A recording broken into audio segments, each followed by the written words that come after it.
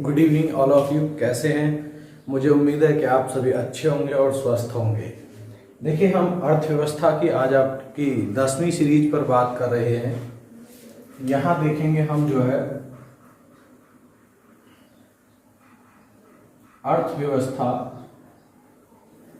की हम 10वीं सीरीज पर बात कर रहे हैं, इकोनॉमी की पर। और इसमें भी प्यारे छात्रों हम जो पढ़ रहे हैं कैपिटल मार्केट,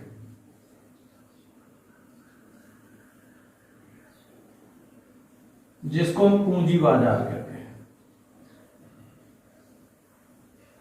या फिर हम कहें पूंजी बाजार का जो बाजार है वो कौन सा था? शेयर बाजार। वास्तविकता देखेंगे तो जो हम बात कर रहे हैं वो शेयर बाजार की बात कर रहे हैं।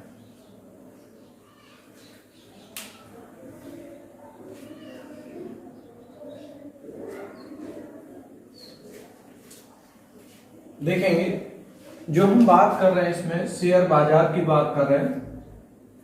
और देखिए, शेयर बाजार में आज हमारी दूसरी क्लास है। देखिए, जैसा कि पूंजी बाजार में आपको बता चुका था, या कैपिटलिस्ट मार्केट में आपको बता चुका था, एक ऐसा बाजार है जहां पर एक तरह से कोई भी निवेशक जो रहता है वह अपने धन को किसी दूसरे निवेशक के माध्यम से स्टॉक एक्सचेंज में लगाता है या फिर कंपनी को जो है देता है।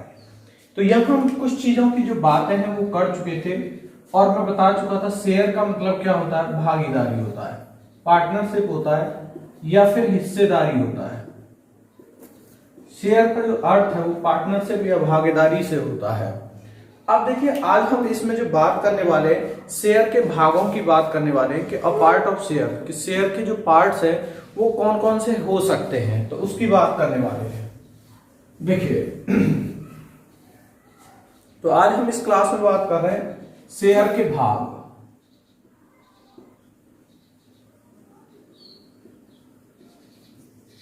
देखिए, वास्तविक रूप में शेयर के दो भाग होते हैं। एक होता है इक्विटी शेयर होता है,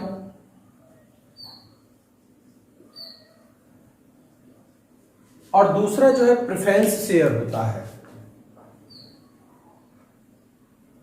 एक होता है प्रेफरेंस शेयर,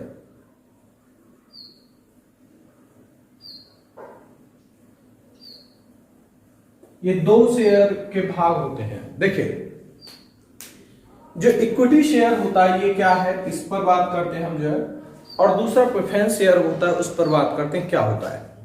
जैसे जो इक्विटी शेयर है, जब कोई व्यक्ति इसको खरीदता है तो उसको एक तरह से कंपनी में मालिकाना हक मिलता है।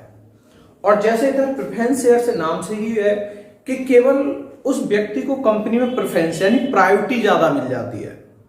अब दिमाग में बात ये आ रही होगी कि सर फिर मालिकाना हक वाले को क्यों नहीं खरीदते लोग, प्रेफरेंस वाले को क्यों खरीदते? यहां जो प्रेफरेंस शेयर होता है वो एक महंगा शेयर होता है, क्योंकि प्रत्येक चीज में पहला जो प्रायोरिटी दिया जाएगा, चाहे लाभ को लेकर के, चाहे डिविडेंड को लेकर के, चाहे कंपनी की अन्य चीजों को लेकर के, तो यहां पर दिया जाता है। जबकि इक्विटी शेयर में ऐसा नहीं होता है। तो ये क्या क्या चीजें अंतर है उन पर आइए बात करते हैं। देखिए, पहली बात, कंपनी का लाभ सर्वप्रथम प्रेफरेंस शेयर को दिया जाएगा। कोई भी लाभ होगा तो इधर दिया जाएगा, और इसके पश्चात इक्विटी शेयर वाले को आएगा। दूसरा इधर आता है। दूसरी बात, इधर लाभ जो रहता है वो फिक्स होता है कि हम आपको इतना लाभ देंगे।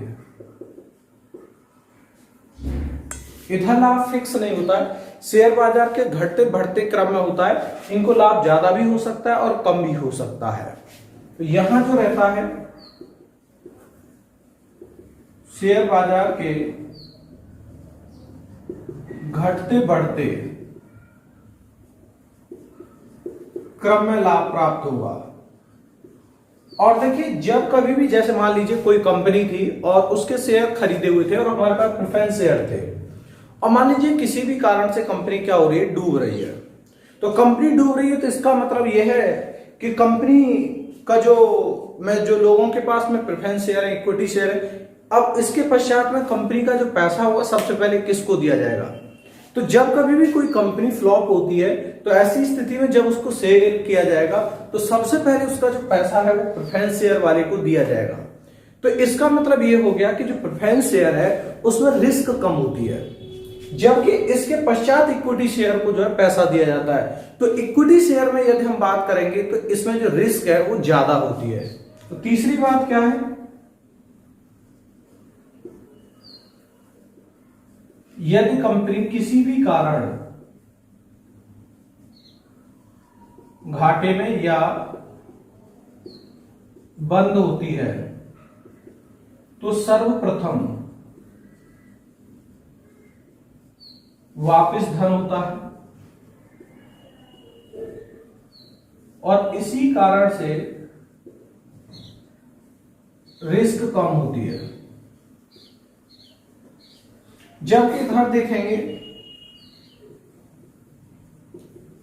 दूसरे स्थान पर रहेगा ये और रिस्क ज्यादा। और देखिए तीसरा जो सबसे बड़ा बात होती है कि जो प्रेफरेंस शेयर वाले जो व्यक्ति होता है उसको कंपनी में वोटिंग राइट्स नहीं होता, it has no voting rights. इसे कंपनी में वोटिंग राइट्स नहीं होता है, और यहां इसे कंपनी में वोटिंग राइट्स होगा।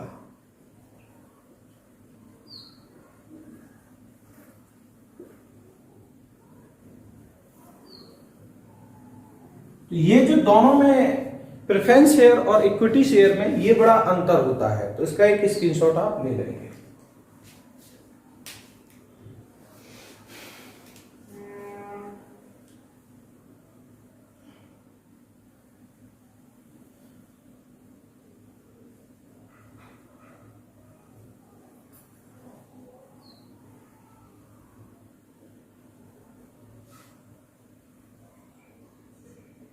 चलिए देखेंगे प्यारे छात्रों, इसके बाद में प्रेफरेंस शेयर के कुछ प्रकार भी होते हैं, उन पर भी हम चर्चा कर लेते हैं क्योंकि वो भी पेपर में पूछ लिए जाते हैं। आइए देखें, अब हम यहां बात कर रहे हैं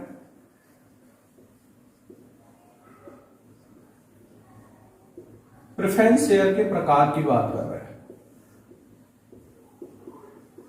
सबसे पहला एक शेयर होता है संचयी शेयर। एक शेयर का नाम आता है यहां पर संचयी शेयर का नाम आता है, कम्युलेटिव शेयर होता है। देखिए कंपनी क्या करती है कि कंपनी को जो एक वर्ष में, जैसे मान लीजिए कोई व्यक्ति था जिसने 10,000 रुपए के शेयर खरीदे थे, ठीक, और मान लीजिए एक वर्ष में इसको प्रॉफिट जो देना था वो 2,000 रुपए का देना था 1 ईयर में। तो कंपनी क्या करती है कि नेट जो प्रॉफिट होता है उस शेयर का मालिक का, उसको एक वर्ष पश्चात में उस प्रॉफिट को जोड़ करके उसको प्रदान कर देती है। तो यदि कभी भी कंपनी एक वर्ष का लाभांश जोड़ करके उसको प्रदान कर दे रही है तो इसको हम कहते हैं संचयी शेयर। तो ध्यान देंगे, डिविडेंड,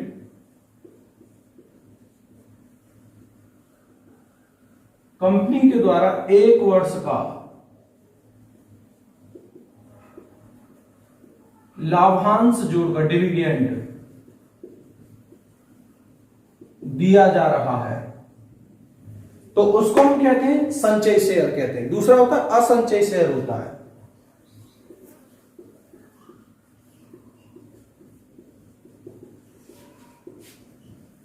नॉन क्यूमुलेटिव।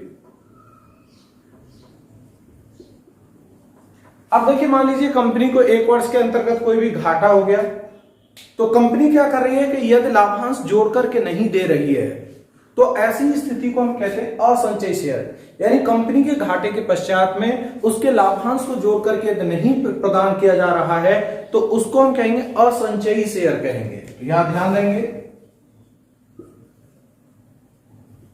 यदि कंपनी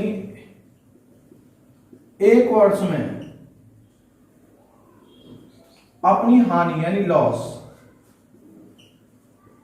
के पश्चात लाभांश डिविडेंड को जोड़कर प्रदान नहीं कर रही हो, इसको मेरे प्यारे छात्रों इसको कहा जाता है असंचयी शेयर कहा जाता है। तो इसका स्क्रीनशॉट लेंगे।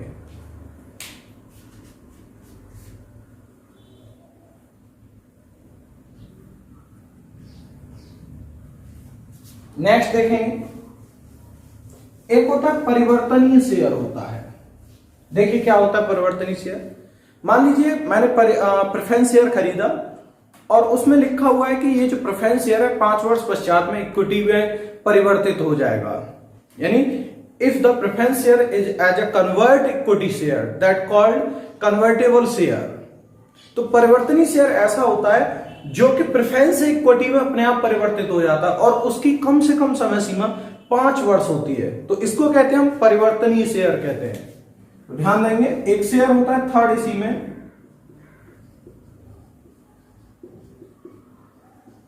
परिवर्तनीय शेयर कन्वर्टेबल शेयर होता है। यदि शेयर को इक्विटी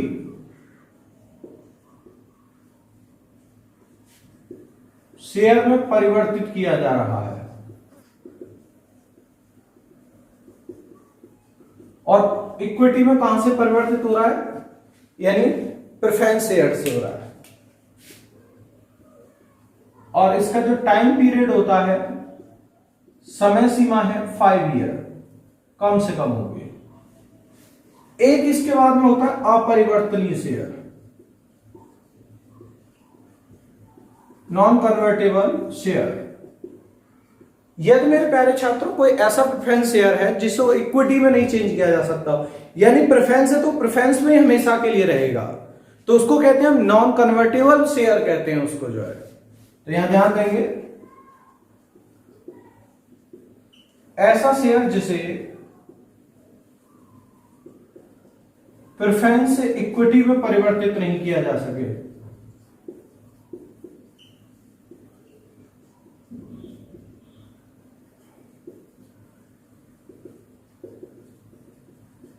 दोनों का स्क्रीनशॉट ले लेंगे।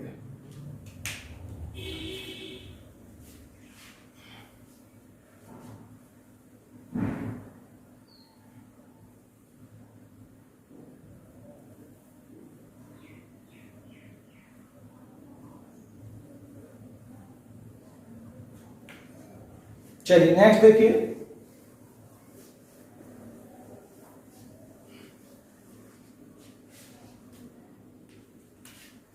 एक होता है प्रतिदेय शेयर,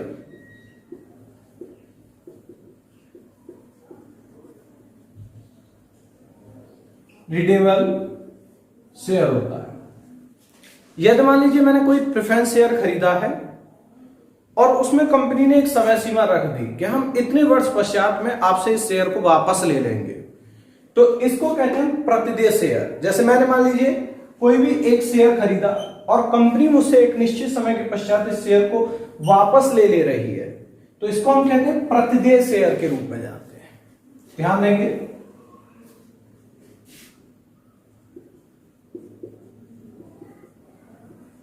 दिए गए शेयर को कंपनी एक निश्चित फिक्स टाइम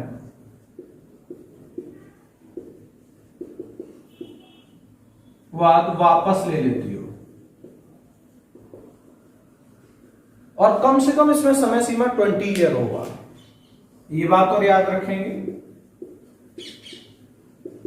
जो समय सीमा है टाइम पीरियड 20 ईयर। और एक होता है अप्रतिदेय शेयर होता है, नॉन रिडेबल। देखिए ये क्या होता है, ऐसा कोई भी शेयर है जिसको कंपनी वापस नहीं ले सकती है। यदि हमने एक बार प्रेफरेंस शेयर किसी को दे दिया तो जब तक कंपनी है तब तक वो शेयर उसी के पास में रहेगा।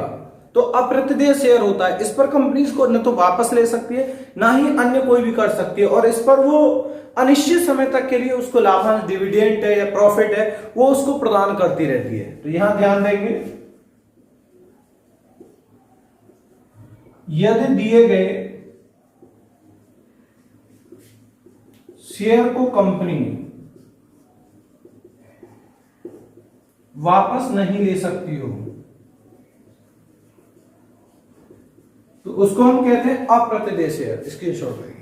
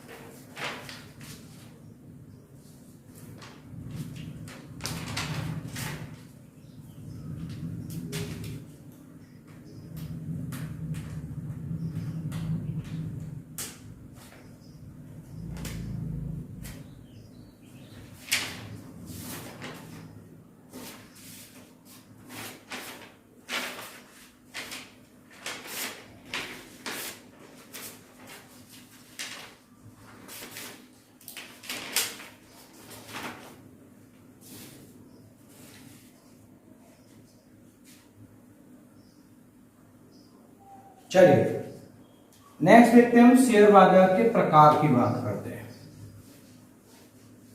देखिए प्यारे छात्रों, जैसे कुछ शेयर बाजार के टाइप्स हैं या हम कह सकते हैं स्टॉक एक्सचेंज के नेम हैं, उन पर भी हम चर्चा कर लेते हैं। जैसे आपसे पूछ लेता है बीएसई क्या होता है, एनएसई क्या होता है, ओसीटीआई क्या है, तो इनसे संबंधित क्या है इनको हम देखते हैं। आइए देखें, हम यहां देख रहे हैं शेयर बाजार के प्रकार।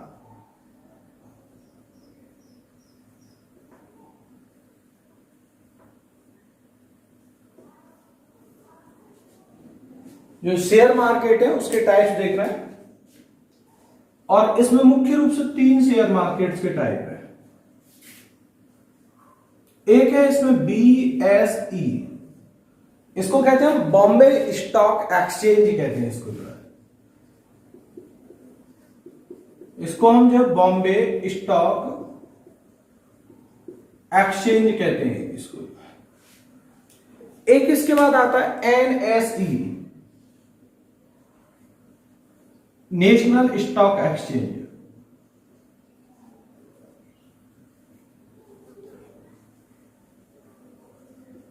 एक है OCTEI, OTCEI, over the counter exchange of India. एक है आपका जो है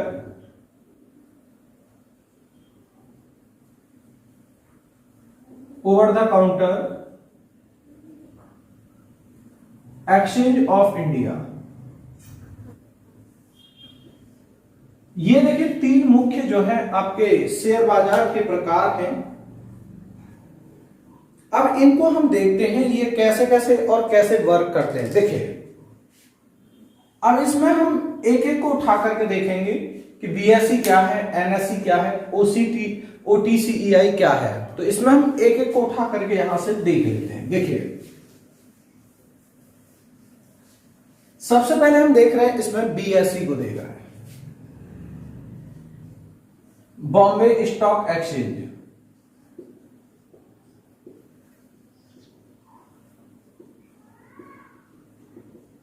सबसे पहली बात मेरे प्यारे छात्र, यह देखते बॉम्बे स्टॉक एक्सचेंज को, इसकी स्थापना 1875 में हुई थी और यह भारत का पहला स्टॉक एक्सचेंज है, या फिर हम कह सकते हैं एशिया का सबसे बड़ा स्टॉक एक्सचेंज भी है। तो सबसे पहला ध्यान देंगे स्थापना वर्ष 1875।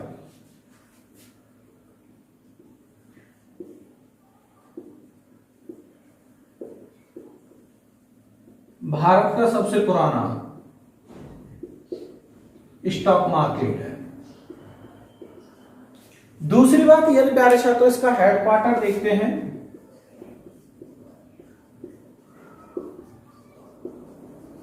दलाल स्ट्रीट, मुंबई। और तीसरी बात देखते हैं इसके बारे में, एशिया का सबसे बड़ा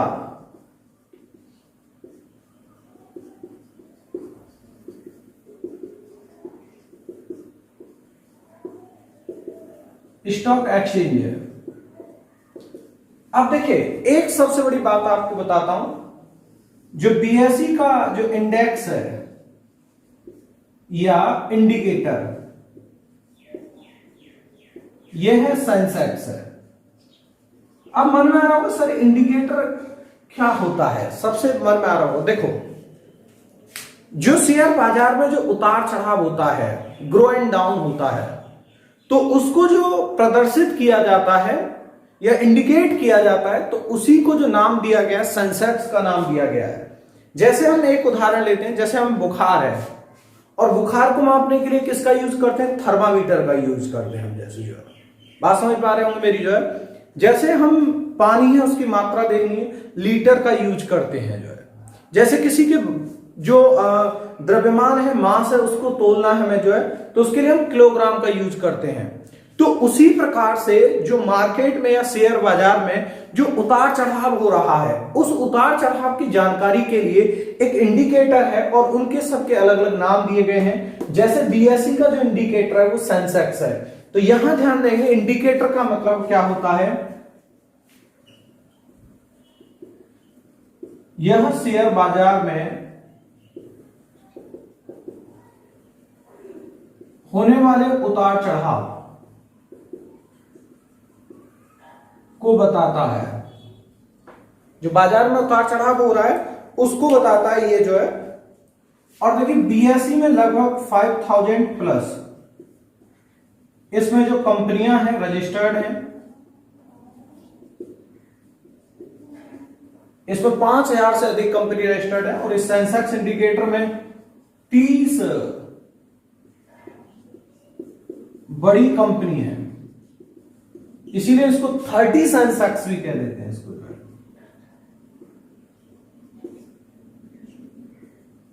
इसको 30 सेंसेक्स के नाम से भी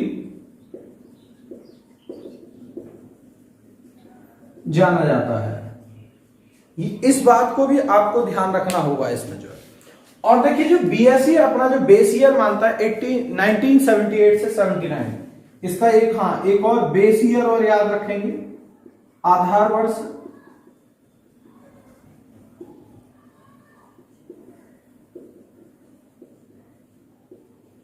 इससे आधार पर जो है ये जो है काम करता है। तो यहां ध्यान देंगे, स्थापना 1875, हेडक्वार्टर दलाल स्ट्रीट है, सबसे बड़ा है। जो इंडेक्स है इसका सेंसेक्स है। तो प्रश्न इस तरह से पूछा जा सकता है कि सेंसेक्स किसका इंडिकेटर या इंडेक्स है, तो बीएसई का है। 5000 से अधिक कंपनियां रजिस्टर्ड हैं और इस सेंसेक्स की टॉप 30 कंपनी इसी में रजिस्टर्ड है, तो इसीलिए इसको 30 सेंसेक्स के नाम से भी जान लेते हैं। और बेस ईयर इसका 1978 से 79 है। इसका स्क्रीनशॉट आप ले लेंगे।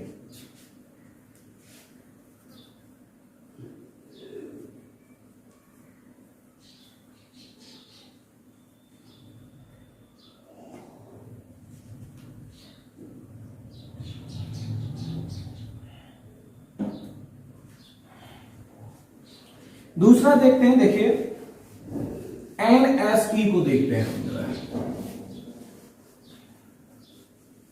National stock exchange.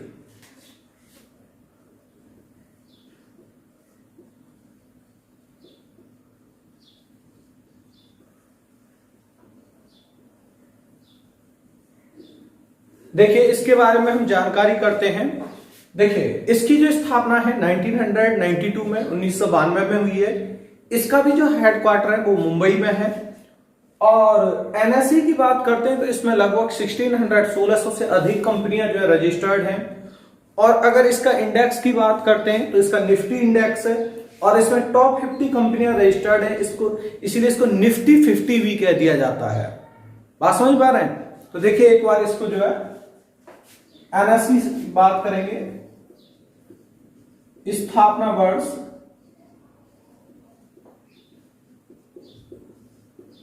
Headquarter Mumbai,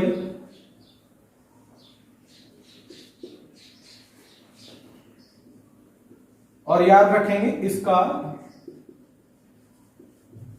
index या इंडिकेटर जो याद रखेंगे निफ्टी है, और इसमें लगभग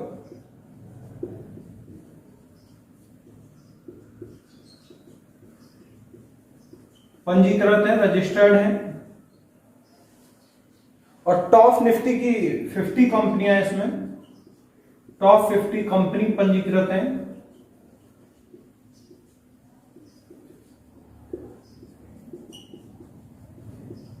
इसी कारण इसे निफ्टी 50 भी कहा जाता है, तो ये भी आपको याद रखना है। और इसका आधार वर्ष देखेंगे 1995-96 है। यदि इसका बेस ईयर पूछा जाएगा आपसे 1995-96 है। ये बीएसई है, तो बीएसई को आपको इस तरह से याद रखना है, स्क्रीनशॉट लेंगे।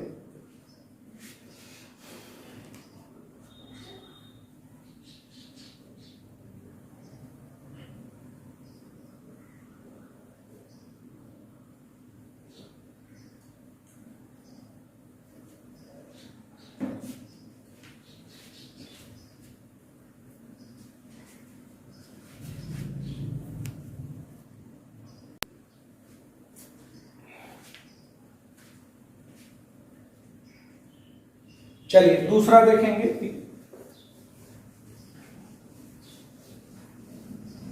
प्यारे छात्रों, इसमें एक है आपका OTCEI, OCTEI,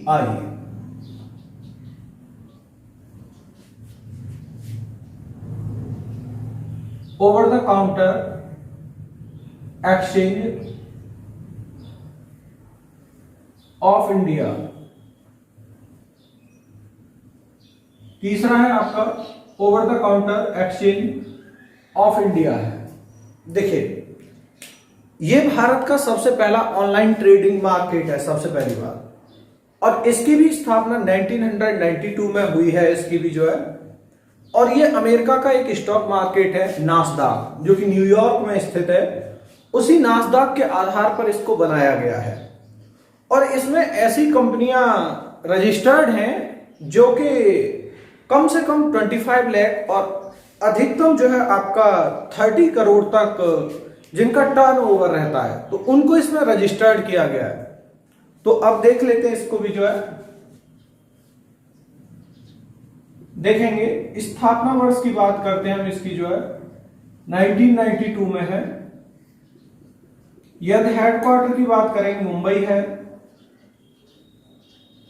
थर्ड बात करते हैं हम इसका जो है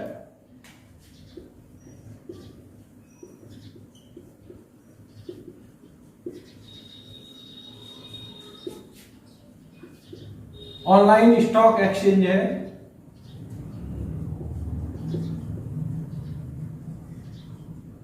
ये बात आपको याद रखनी है। और तीसरा मैंने एक बात बताई थी,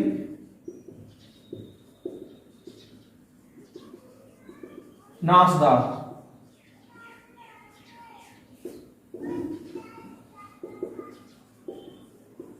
आधारित है, और इसमें मिनिमम 30 लाख है, उसको याद रखेंगे, एवं 25 करोड़ के मध्य की लघु कंपनियां पंजीकृत होती हैं। तो यह है आपका OTCEI है, इसका स्क्रीनशॉट लेंगे, फिर और चीजें देखते हैं।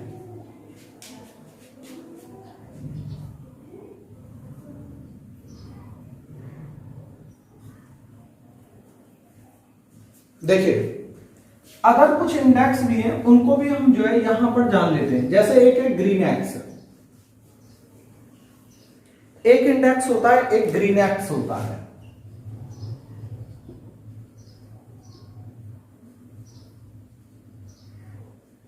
ये क्या है इसको देखें। देखिए, जो ग्रीन एक्स इंडेक्स है जो है, ये देश का पहला पर्यावरण सुरक्षा इंडेक्स है। इसका स्थापना का उद्देश्य यह है कि जो हमारा एनवायरनमेंट है, पर्यावरण क्षेत्र है, इसमें भी निवेश किया जाए, इन्वेस्टमेंट किया जाए। तो यहां प्रश्न इस तरह से छात्रों पूछा जा सकता है कि भारत का पहला पर्यावरण जो इंडेक्स है या इंडिकेटर है वो कौन सा है? तो कौन सा है? ग्रीन एक्स है। और ये जो है इन्वायरमेंट सेक्शन में जो है आपका इन्वेस्टमेंट को बढ़ाने के लिए इसको बनाया गया है। तो दो बातें यहां याद रखनी है। पहली बात, यह पर्यावरण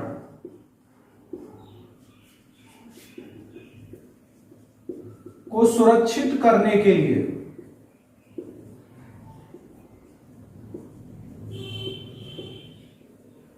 बनाया गया है।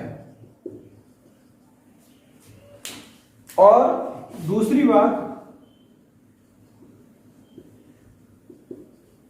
भारत का पहला पर्यावरण इंडेक्स है। इसको भी आपको ध्यान रखना है। और देखेंगे एक और है, देखिए एक है रेसिडेक्स या रेजिडेक्स है।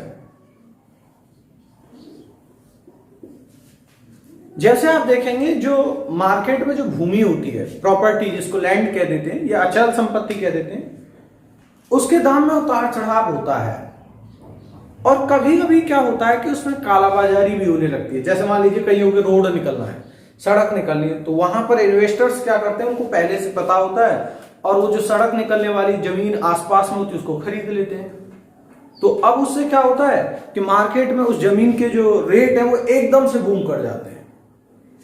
तो ऐसी स्थितियों से बचने के लिए क्या किया गया, एक हमारी बैंक है एनएचबी, नेशनल हाउसिंग बैंक है। उस नेशनल हाउसिंग बैंक के द्वारा 2007 में 2007 में एक इंडेक्स बनाया गया जिसको नाम दिया गया रेजिडेक्स नाम दिया गया। और इसका काम यही है, जो प्रॉपर्टी का जो लेन देन है या जो मार्केटिंग है उस पर निगरानी रखना है और उसके जो रेट हैं उन पर उनको भी डिसाइड कराने में मदद करना है। यहां दो बातें याद रखेंगे। पहली बात, एनएचबी नेशनल हाउसिंग बैंक, राष्ट्रीय आवास बैंक,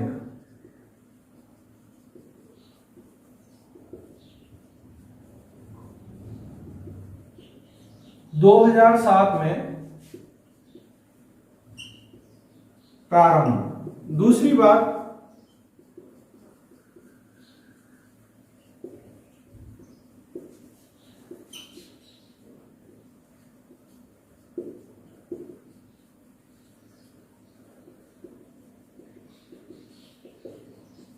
जो कालाबाजारी है, ब्लैक मार्केटिंग है, उसको रोकना है।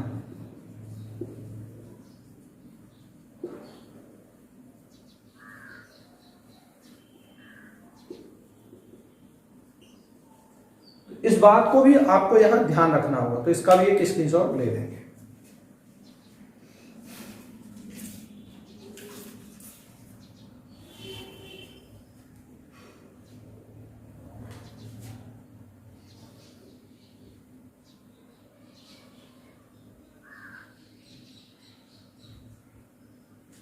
चलिए देखिए, ये तो हमने बात कर ली, भारत के शेयर बाजार की बात कर ली और स्टॉक एक्सचेंज की बात कर ली। कुछ जो प्रश्न है विश्व के जो आपके इंडेक्स हैं उनसे संबंधित पूछ लिए जाते हैं। जैसे आपसे पूछ लिया जाएगा डो जोन्स कहां है, निक्की कहां पर है, मिडेक्स कहां पर है। तो हम इनके जो नाम हैं और इनके जो स्टॉक एक्सचेंज है उनको भी देख लेते हैं। देखिए,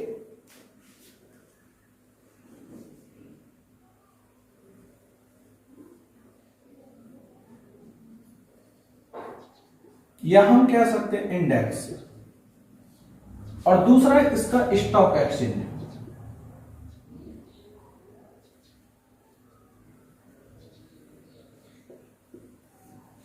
स्टॉक एक्सचेंज इसका कहां पर है उसको देखेंगे।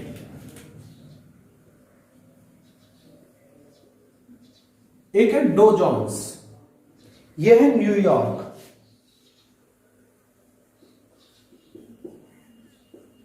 यानी अमेरिका का है, ये स्टॉक एक्सचेंज है इसका,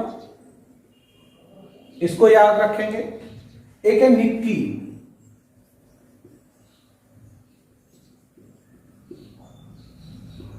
निक्की है, टोक्यो जापान का है।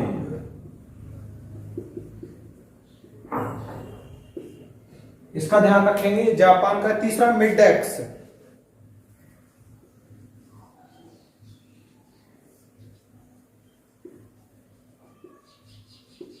ये जो फ्रैंकफर्ट जर्मनी का है।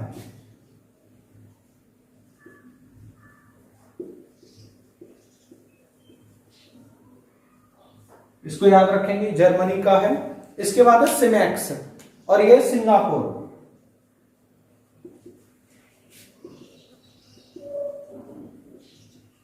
याद रखेंगे, सिंगापुर का है ये जो। और भी है जैसे संघाई कॉम चाइना का है।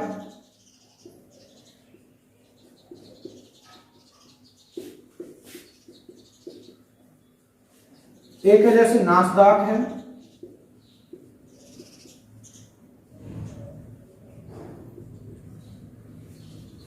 अमेरिका का है। इसको भी याद रखना। एक है सियोल कंपोजिट,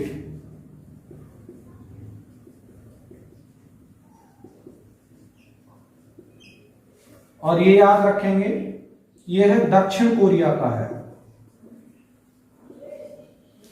तो मेरे प्यारे छात्र, ये कुछ विश्व के आपके इंडेक्स इंडिकेटर हैं, और ये स्टॉक एक्सचेंज है जो पेपर में पूछ लिए जाते हैं, तो इनको आपको याद रखना है। और हाँ, एक प्रश्न और बहुत मोस्ट इंपोर्टेंट प्रश्न ये पूछा जाए, विश्व का पहला संगठित शेयर बाजार कौन सा था?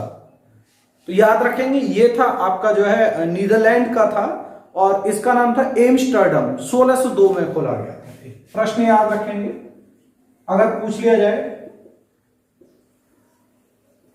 पहला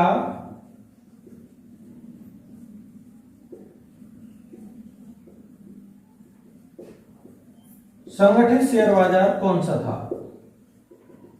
याद रखिएगा, एम्स्टर्डम। इसका उत्तर याद रखिएगा, एम्स्टर्डम 1602 में खोला गया था, और यह था नीदरलैंड। इसका आप एक बार स्क्रीनशॉट लेंगे, फिर और बात करते हैं।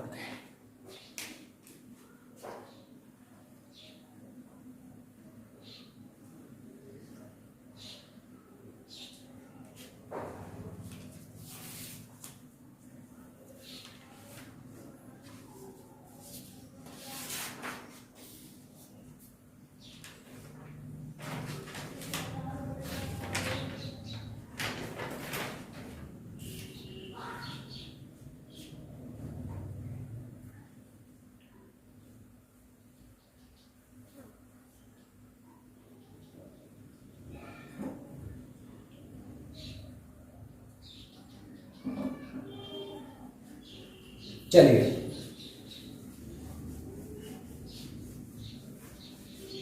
देखिए कुछ टर्म्स और सुने होंगे प्यारे छात्रों। जैसे एक टर्म सुना होगा बियर, एक टर्म सुना होगा बुल। कुछ टर्मिनोलॉजी है, उनको भी हम देखते हैं। जैसे एक होता है बुल,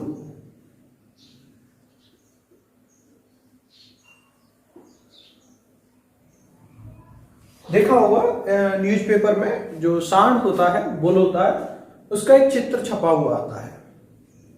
तो इसका मतलब होता है we are growing to market, यानी हम जो है वृद्धि की ओर जा रहे हैं। तो जब कभी भी शेयर मार्केट में, या हम कह सकते हैं सेंसेक्स में जब चढ़ाव होता है, तो उसको हम कहते हैं बुल कहते हैं। इसको ध्यान देंगे।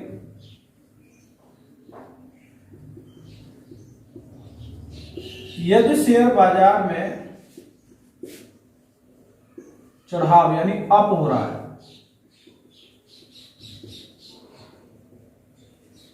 या इसी को मेरे प्यारे छात्र हिंदी में कह देते हैं तेज अड़िया, और इसमें कम से कम 20% की वृद्धि होनी चाहिए, यानी जो हमारा शेयर है उसमें 20% का जो है वृद्धि होनी चाहिए। जैसे मान लीजिए 200 रुपए का शेयर है, और यदि इसमें कम से कम 20% का इंक्रीजमेंट हो रहा हो, कम से कम 20% का वृद्धि, ग्रोथ। और तीसरी बात इसमें क्या होती है, इसमें जो चाहे सेंसेक्स हो चाहे निफ्टी हो,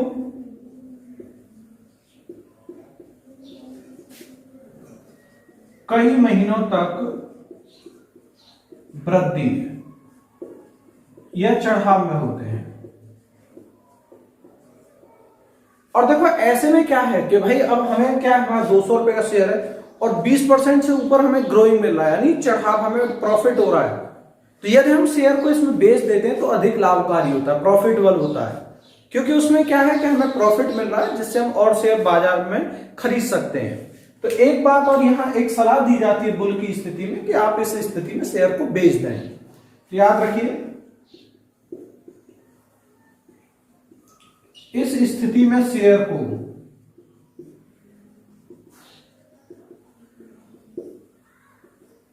बेचना अधिक लाभकारी होता है। इसमें जो शेयर है उसको बेचना जो है बहुत ज्यादा प्रॉफिटेबल होता है। और इसका मतलब क्या, जब शेयर बढ़ रहा है तो इसका मतलब हमारी जो इकोनॉमी है, जो अर्थव्यवस्था, उसमें भी ग्रो की स्थिति देखी जाती है। यानी हमारी जो इकोनॉमी है, जो इंडियन इकोनॉमी है या कोई भी वर्ल्ड इकोनॉमी हो, इसका मतलब वो लगातार ग्रो कर रही है। तो एक पॉइंट और यहां याद रखेंगे, इस स्थिति में जो इकोनॉमी है,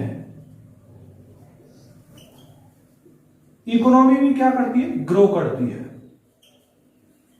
तो ये होता है बुल होता है, यानी तेजड़िया की स्थिति होती है, यानी एक तरह से हमारी जो अर्थव्यवस्था वो तेजी के साथ में बढ़ रही है, तो इस स्थिति को बुल कहते हैं। तो स्क्रीनशॉट इसका ले लेंगे।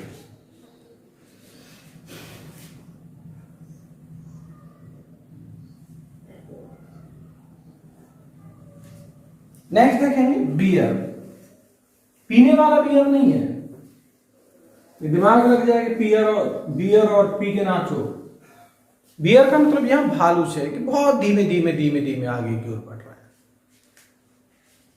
एक है यहां पर आपका बियर, भालू की तरह होता है, यार हम इसको कह सकते हैं मंदड़िया। इसमें क्या होता है कि बाजार में लगातार डाउनफॉलो की स्थिति होती है, और डाउनफॉलो का मतलब ये नहीं 1-2%, 20% तक की गिरावट चली जाती है। तो इसमें क्या है कि हमें एक तरह से जो हमारे चीजें हैं उन पर हमें घाटा हो रहा है। तो अब देखते हैं ये है क्या। देखिए सबसे पहली बात,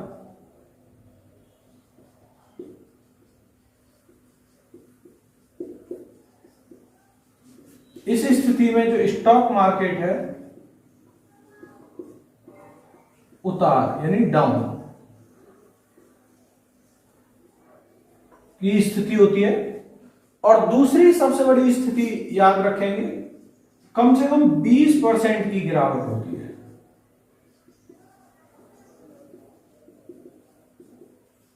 इसमें जो 20% का डाउनफॉल होता है, इसका मतलब क्या है कि चाहे सेंसेक्स हो चाहे निफ्टी हो,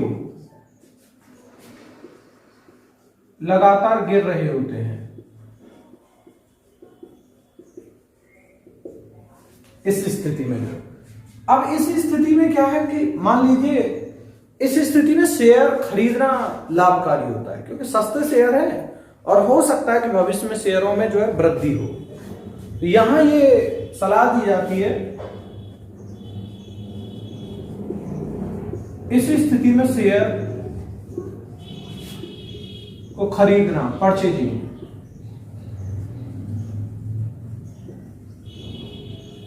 अधिक लाभकारी होता है। और देखिए अब इसमें क्या है, मतलब गिरावट हो रही है, तो इसका अर्थ क्या है कि मार्केट में भी डाउनफॉल हो, यानी बाजार भी जो है एक तरह से बाजार अर्थव्यवस्था में भी गिरावट देखी जाती है, में भी गिरावट की स्थिति। ये होता है आपका बियर होता है, जैसे आपने देखा होगा न्यूज़पेपर में आता है इस तरह का, और इस तरह से मार्केट उतार चढ़ाव होता है।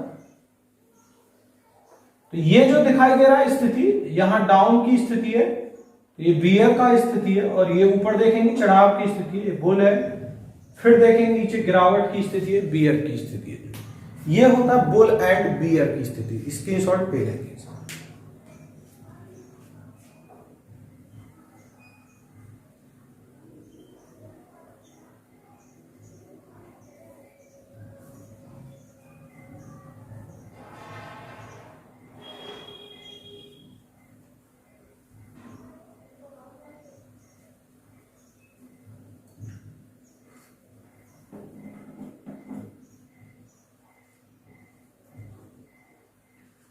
चलिए देखें,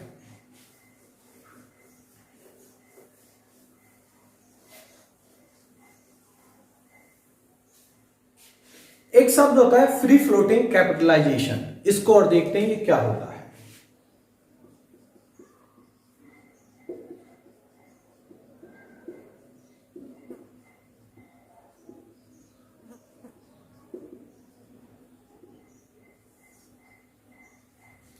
इसका जो प्रयोग है 2003 से किया गया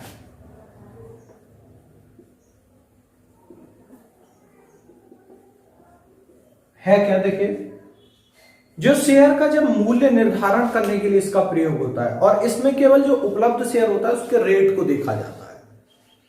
कभी भी प्रश्न ये पूछा जाए कि फ्री फ्लोटिंग का संबंध किससे है, तो याद रखिए जो शेयर का मूल्य निर्धारण है, decided of the price share marketing, तो उसके लिए फ्री फ्लोटिंग कैपिटलाइजेशन जो सिस्टम है उसका प्रयोग किया जाता है, तो याद रखेंगे।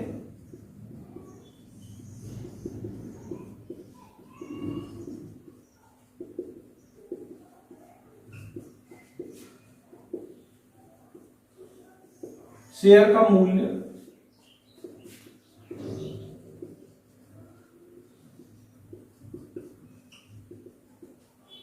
निर्धारण करने के लिए किया जाता है और ये 2003 से किया गया है और इससे पूर्व मार्केट कैपिटलाइजेशन का विधि का प्रयोग होता था 2003 से, तो ये भी याद रखेंगे।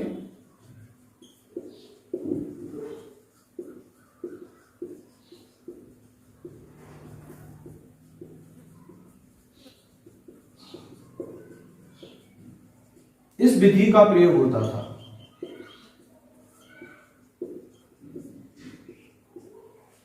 तो मेरे प्यारे छात्रों, आज हमने जो है शेयर मार्केट की स्थितियों को देखा। इसके बाद हमारा इसी कैपिटल मार्केट में एक टॉपिक और बचा हुआ है सेबी। तो जो अगली कक्षा है उसमें हम सेबी की बात करेंगे। तो आपको ये क्लास अच्छी लगी हो तो आप इसको शेयर करें और लाइक करें और सब्सक्राइब करें। धन्यवाद।